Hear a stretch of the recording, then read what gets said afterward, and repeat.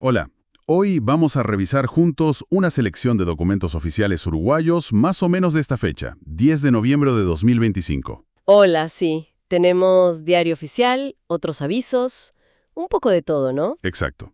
Hay indicadores económicos, resoluciones laborales, eh, negociaciones salariales también. Y avisos administrativos y, bueno, un montón de multas de tránsito. Me llamó la atención eso. Sí, sí, bastante. La idea es, bueno, ver qué encontramos ahí, qué claves podemos sacar, las novedades. Y si salta algo interesante, algo que no esperábamos, entre tanta formalidad. Eso mismo. Bueno, arranquemos a desglosar esto. Empecemos con economía.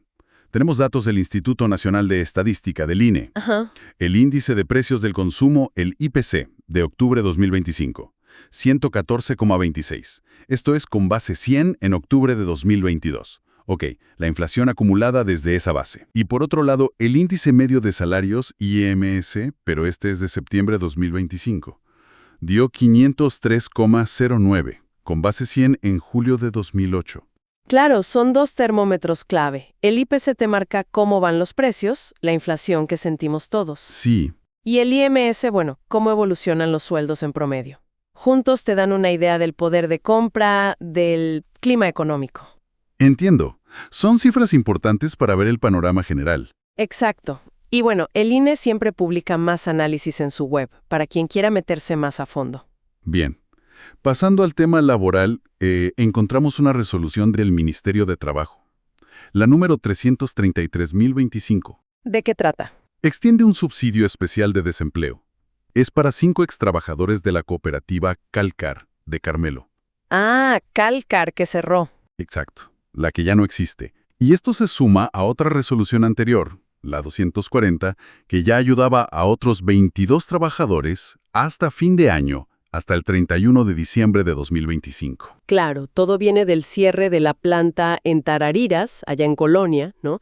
Que fue en abril de 2025. Eso mismo. Y bueno, acá se ve la respuesta del Estado, digamos. La resolución misma lo dice, ¿no?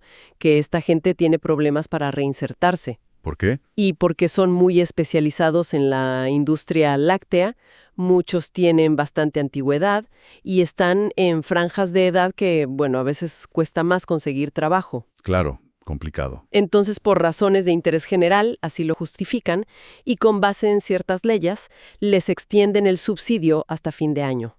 Es una medida para que no queden desamparados, digamos. ¿Y hasta publican las cédulas de los beneficiarios? ¿Sí? Eso le da un rostro más humano, ¿no? Se ve el impacto directo de la medida en esas 5 personas.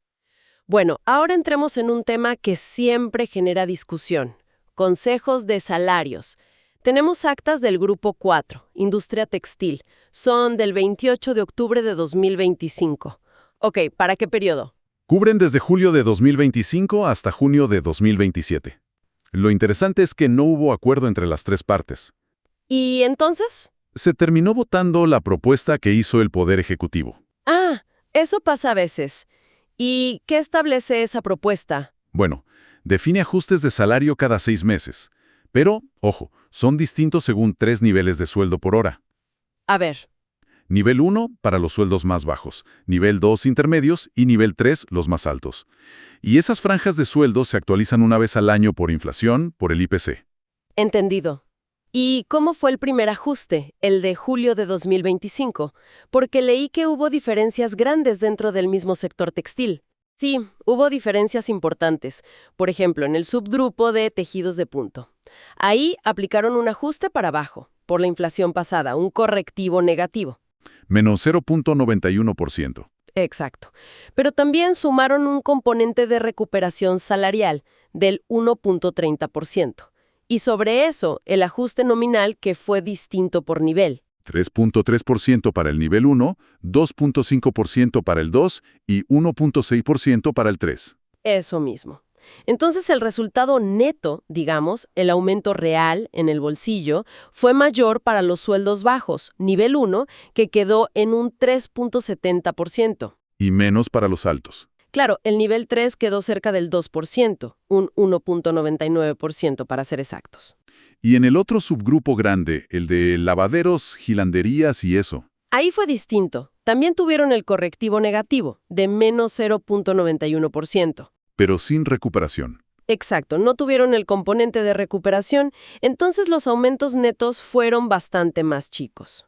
¿Cuánto quedaron? El nivel 1 tuvo un 2.37%, el nivel 2 un 1.58% y el nivel 3 apenas un 0.68%, muy por debajo del otro subgrupo. Claro, ahí se entiende por qué la votación no fue unánime. ¿Cómo votó cada parte? Bueno, en tejidos de punto, el Ejecutivo votó sí, los empleadores se abstuvieron y los trabajadores votaron no. ¿Y en lavaderos? Ahí votaron sí el Ejecutivo y los trabajadores, pero los empleadores votaron en contra. ¿Y por qué los empleadores votaron en contra en ese caso? Dieron varios argumentos. Dijeron que el sector no crece, que le suben los costos, que el dólar está bajo, que la actividad viene cayendo. O a las empresas que todavía quedan. Es, digamos, la tensión clásica. Recuperación de salario versus cuidar las empresas en un sector complicado. Qué interesante ver esas dos realidades tan distintas dentro de la misma industria textil. Bueno, cambiemos de rubro. Vamos a salud. Grupo 15, servicios de salud y anexos. Ajá. Acá sí hubo acuerdo. También el 28 de octubre. Acordaron un reglamento para un curso de capacitación y un pago variable para trabajadores no médicos en 2025. ¿De qué va esto? Esto es novedoso. Se ata a una capacitación específica a cobrar una partida de dinero extra una vez al año. ¿Cómo funciona? La idea es que los trabajadores que no son médicos hagan un curso virtual. Son 4 horas sobre alfabetización en salud.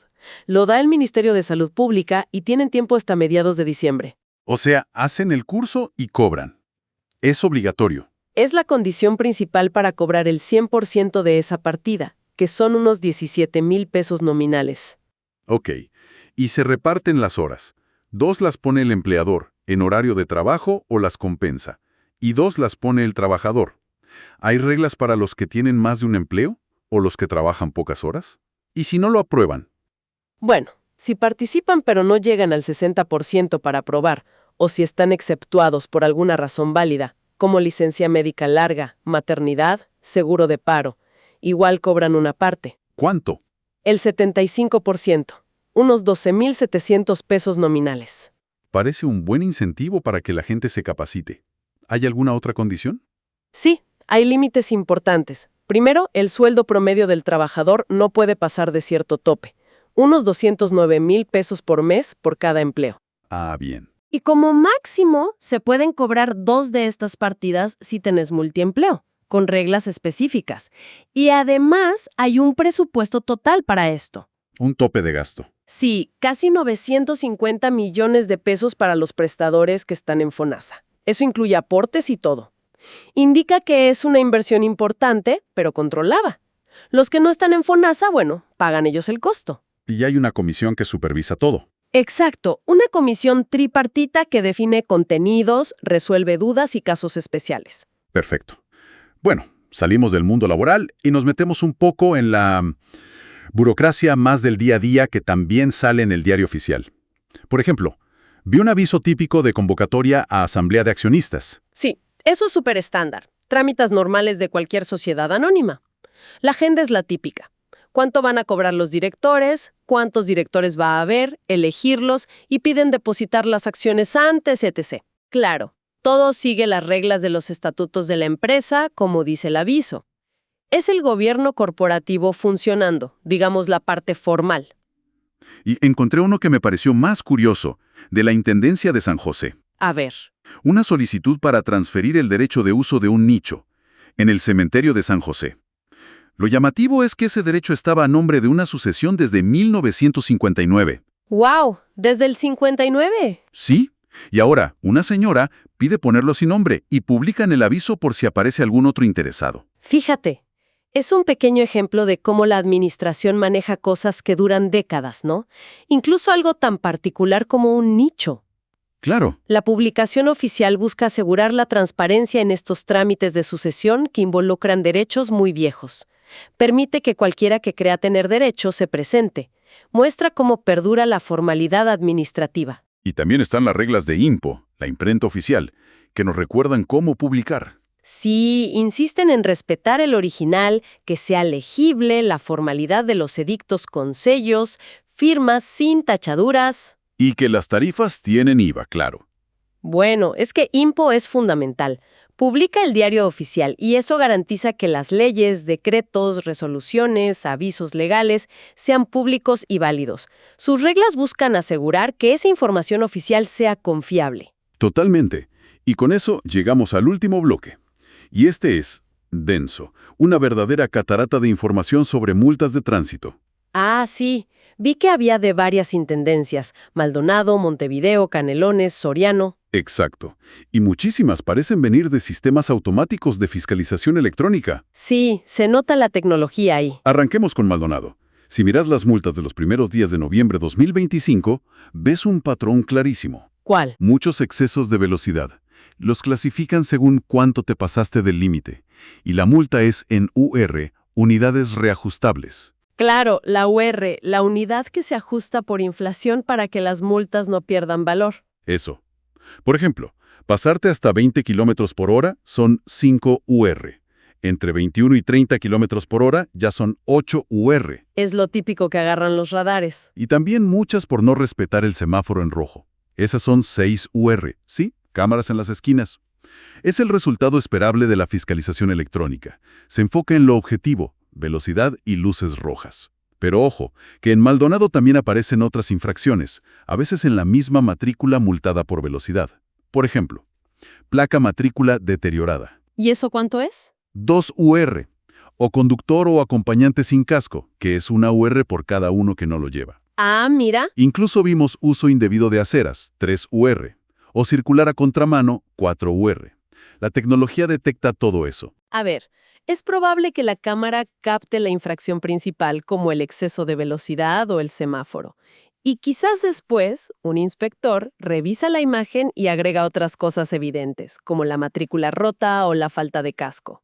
O puede ser en un control físico asociado a esa detección. También, o quizás hay cámaras más sofisticadas.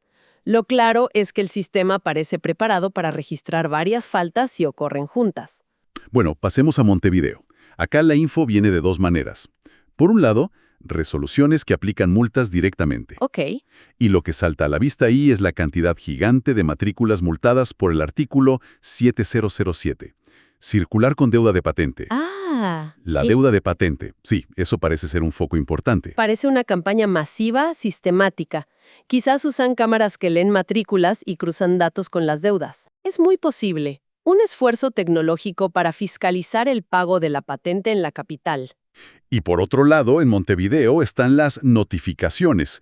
Estas sí muestran más variedad de infracciones. Claro, y te dicen cómo se detectó. Si fue una cámara, CGM, un inspector, SA, el parquímetro SFT o este sistema de patente PAT. Interesante ver esos códigos. CGM deben ser las cámaras de gestión de movilidad, SFT, los tótems de estacionamiento tarifado, SA, el inspector en la calle. Y PAT, el sistema de patente. Exacto. Y en esas notificaciones ves de todo. Excesos de velocidad con distintas multas según cuánto te pasaste, 5, 8, hasta 12 UR. Cruces en rojo, 6 UR. Estacionar mal o sin pagar, 2 UR. Y de nuevo, la deuda de patente detectada por PAT. El proceso siempre incluye notificar y dar un plazo, 10 días hábiles, dice ahí, para defenderse o pagar. Sí, el plazo para descargos. La insistencia con la deuda de patente confirma que es una prioridad de control y, bueno, de recaudación también. Y para completar el mapa, Canelones y Soriano publican cosas muy parecidas. Resoluciones, notificaciones, multas por lo mismo, velocidad, semáforos. Sí. Y en Soriano, al menos, mencionan el mismo plazo de 10 días hábiles para los descargos. Entonces, ¿qué podemos decir de todo esto? ¿Cuál es el panorama general? Que hay un uso intensivo de la tecnología para controlar el tránsito, en varios departamentos. Sí, generalizado. El control de velocidad y semáforos es una constante, pero se ve un esfuerzo muy fuerte, especialmente en Montevideo, por pescar a los que andan con deuda de patente. Refleja una prioridad administrativa clara. Control vial y recaudación van de la mano. Exacto. Bueno, hagamos un repaso rápido de lo que vimos hoy. Empezamos con indicadores económicos clave, IPC e IMS. Inflación y salarios. Vimos la respuesta del Estado a un cierre de empresa con los subsidios de Calcar. La protección social.